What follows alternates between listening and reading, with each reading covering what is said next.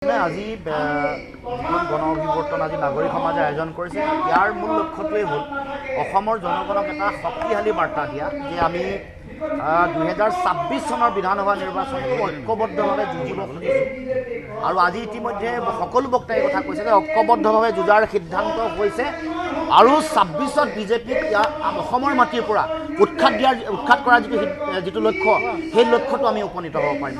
অসমৰ জনগণকো আহ্বান কৰা হৈছে যে এইখন যুঁজ এবাৰ বিৰোধী ৰাজনৈতিক দলসমূহ ঐক্যবদ্ধ হোৱাৰ উপৰিও সকলো ৰাইজে ঐক্যবদ্ধভাৱে বিজেপিৰ বিৰুদ্ধে মাৰ বান্ধি থিয় হ'ব লাগিব। কাৰণ যুঁজখন সাধাৰণ জনগণৰ লগত বিজেপি বা শাসকীয় পক্ষৰ।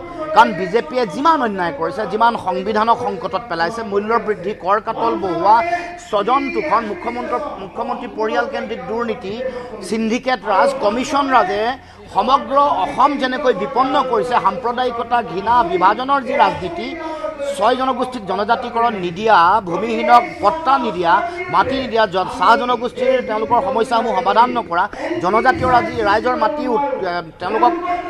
তেওঁলোকৰ পৰা লৈ বহুজাতিক কোম্পানীক দিয়া, এই সকলো কথাৰ বিৰুদ্ধে এইবাৰ সকলোৰে ঐক্যবদ্ধ সিদ্ধান্ত।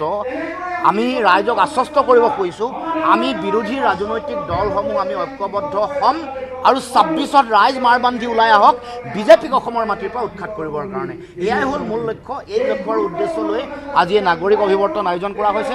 গুৱাহাটীত হৈছিল, নগাঁৱত হ'ল, এইবাৰ ডিব্ৰুগড়।